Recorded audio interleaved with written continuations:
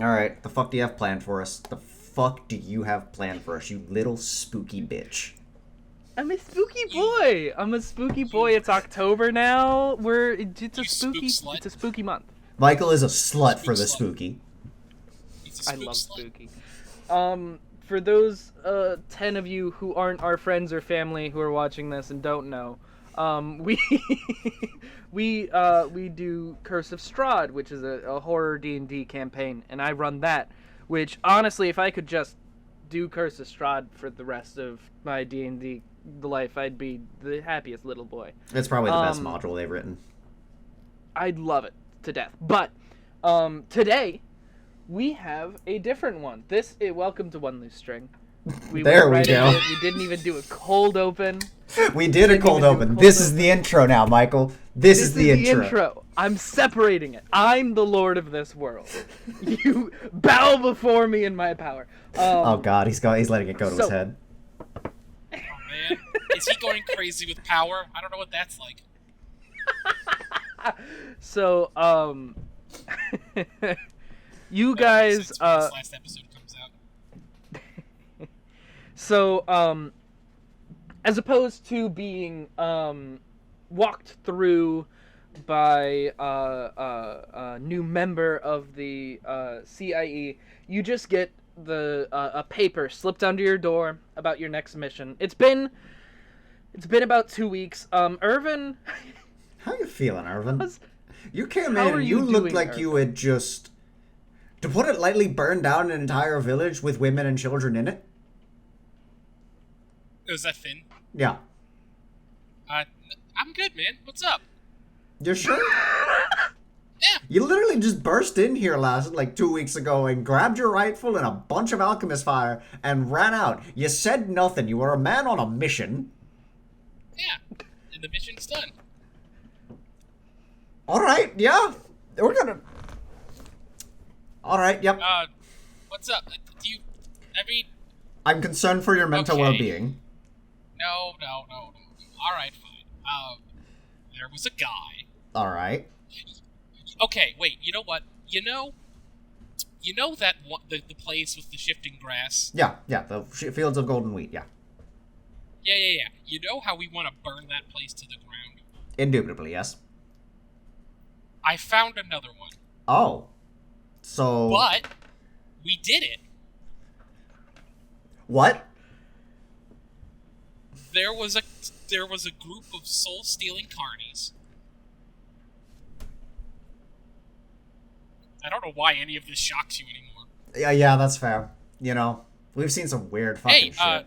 Wait, hang on, and I loot around in my bag and I pull out. Yeah, this is the ringleader's soul contract with Tiamat, so I don't particularly feel bad about what happened. Why do you still have this? Oh. They never asked for... You know, I'm gonna go give this to research real quick. Yeah!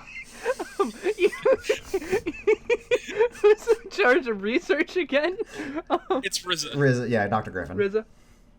All right, what does Rizza sound like, Jason? I don't really know. I haven't roleplayed her enough to have a dedicated voice. Like, kind of high and mighty. Like, she thinks she's better than everybody. So you go into research, and Rizza has like a bugbear arm on a table severed from here. It's just on a table, and she's got these two pincers in her hands, and she's just pinching one part, and the arm just kind of raises up and then raises back down, and she's just kind of pinching at different points to make it do other things. And you come in through the door, and she looks and she goes, well, as if it isn't the firefighter. Hello, how can I help you? Okay, you know, I forgot, in my haste last time. Sorry. Look, I'm gonna work off all the alchemist fire. That's fine. I found the soul contracts, by the way. Here's one that ties the ringleader of the carnival to Tiamat. I'm pretty sure I put this in the mission brief, but whatever. So she takes that soul contract and she looks at it for a moment and she goes, "Did you enjoy burning those people?" I gotta go back. I'm getting my next mission Did you mean to keep this? Or was this perhaps a trophy? No, I I did not mean to keep that. That was a legitimate oversight on my end. I did not mean to keep that. I'm so sorry. Oh, here's the rest of the soul contracts and all the notes, and I just dump out the bag of holding that's got all the notes and shit. Okay, sorry, I forgot to do that again. I'm so sorry. I'm working on it, and I just she's gonna turn to like this. It kind of looks like Finn, but it's just shorter and a little misshapen. And she just turns to this creature and nods, and it just starts writing down notes as you're leaving the room. Yeah, that's horrific. And I just leave, and I'm like, okay, sorry, Finn, I forgot to drop off the notes. That's fine. My bad. You said I'm the creator. Just hand it to my brother.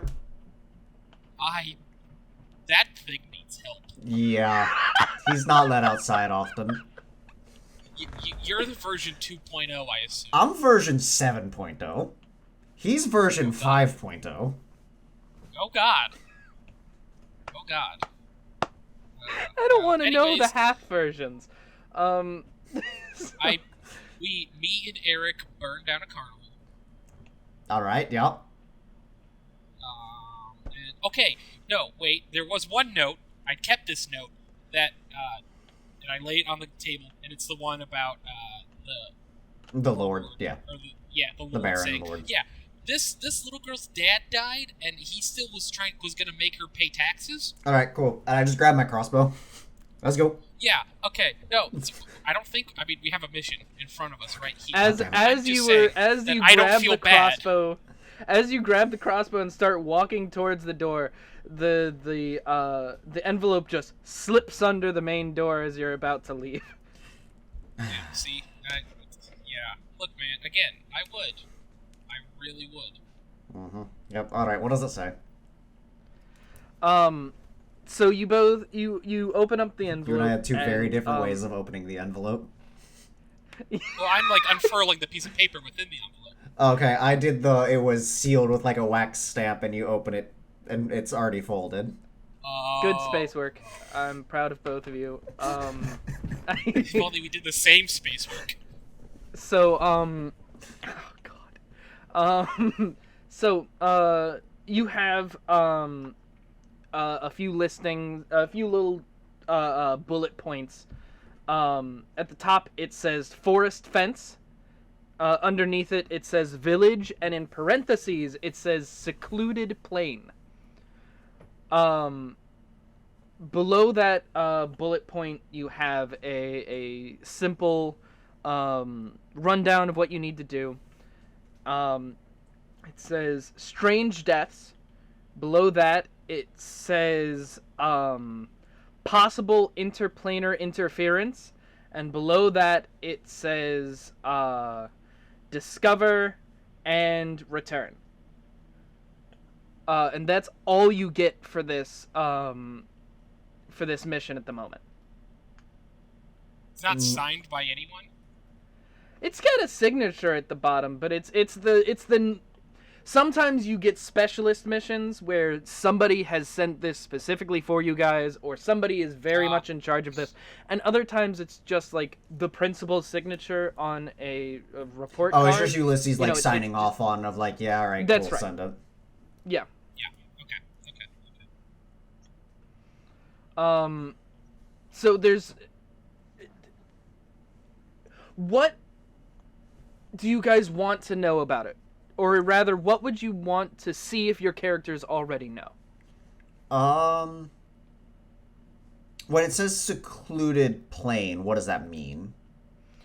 What would we do for checking to see if you know something? History, knowledge? There isn't a knowledge. I keep trying to put knowledge in there. Knowledge is, or recall knowledge is a skill in Pathfinder.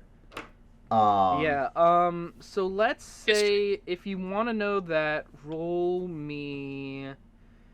I'll say history. Okay. You've learned a lot of information and not all of it's going to stick. That's how I'm going to 17. 17.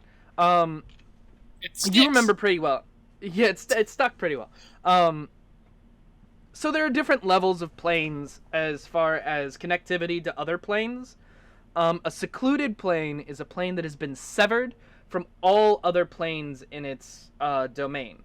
So a secluded plane has no access to the celestial plane or the hells or the ethereal plane. It's just so it's literally its own separate material plane, and that's Yes. it. Okay. Just a material plane and what they have access to in that material plane. Okay. Do you guys have any other information you want to see if you know? Or if you want to go ask somebody?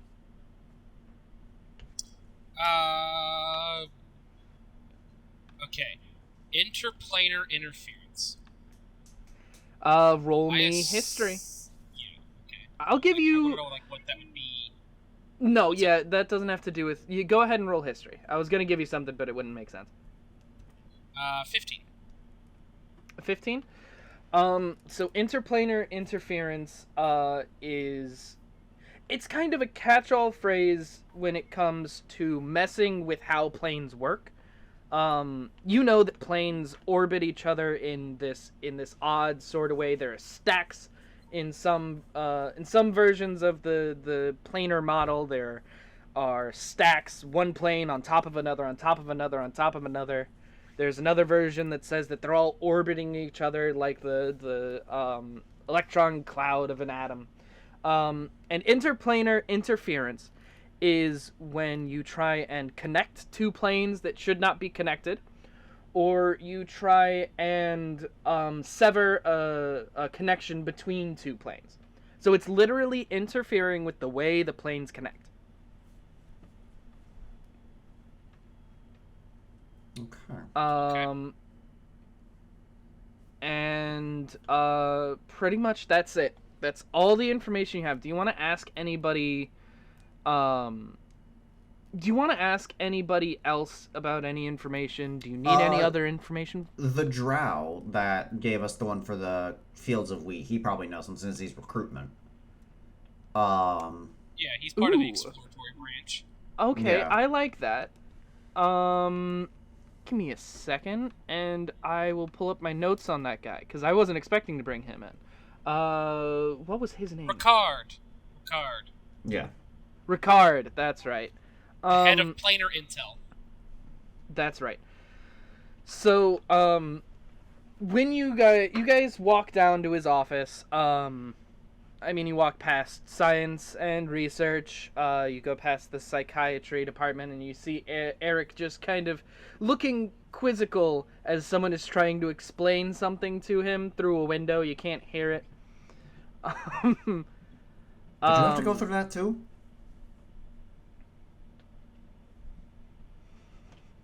What? Irvin, did you have to go through the psych evaluation too?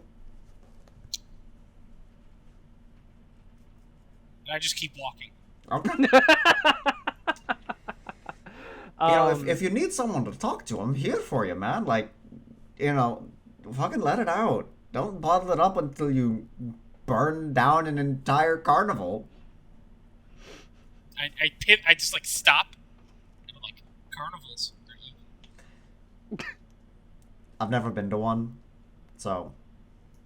This carnival dealt with souls and devils. Seems to be a running theme with our missions, doesn't it? Like a motif almost. Yeah. Like, it's kind of like plot threads that are being interwoven by three people who don't talk to each other about what they're doing. Yep.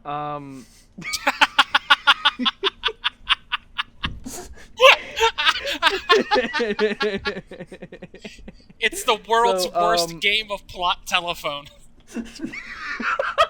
So he's doing devils. I should do devils, but what if I step on his toes? So, you... All right, so you go to Ricard's office.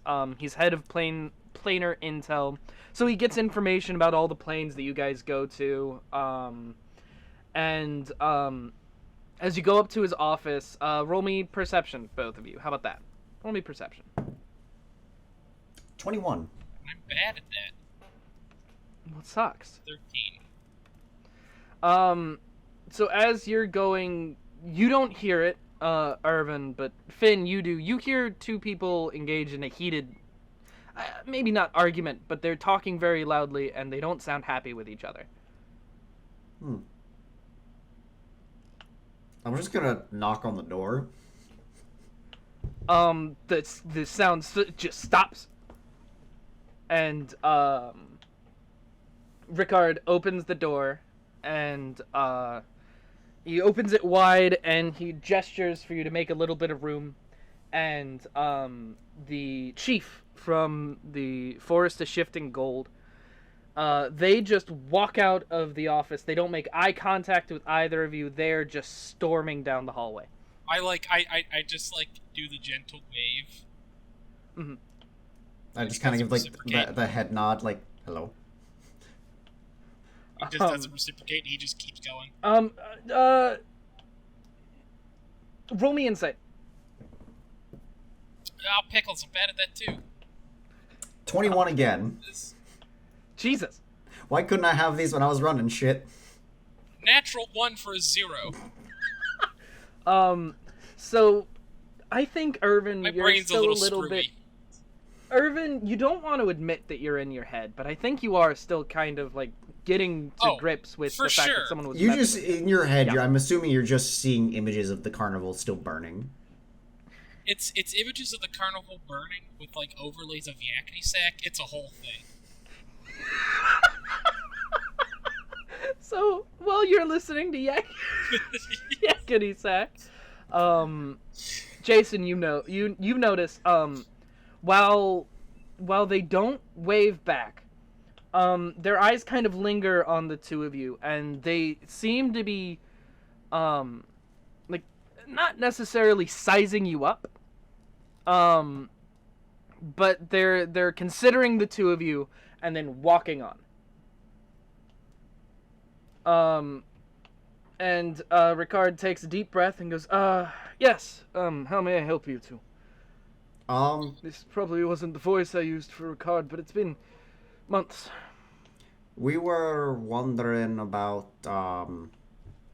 we got this note about a plane that's been severed with interference, and we want to know if there was anything you could tell us about, like, what we can expect from this type of thing. I'm trying to study before we go on a mission. We're actually trying to be competent for once. Well, we're grade D now. Or grade C. Yes, can't remember that's which right. we did. I think you're a C. C? I want to say you're a C. I feel like it's been a long day. I apologize. Come in. And he walks in and he kind of flicks his hand, and one of the drawers on the side of the wall, his office, or rather the office that he's in at the moment, is kind of like a storage facility.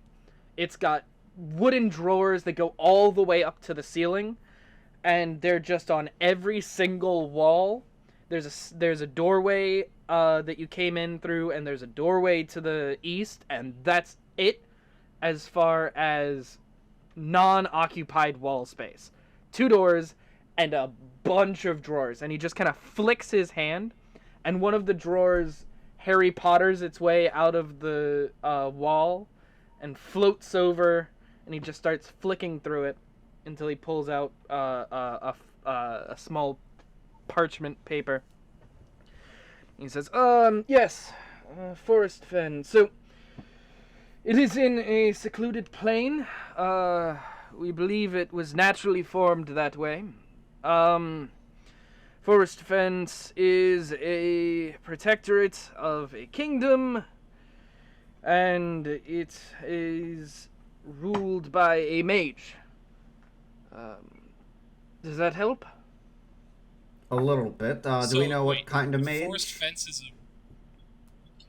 So Forest Fence is a village. It is a little protectorate of a nearby kingdom, and the village is run by a mage.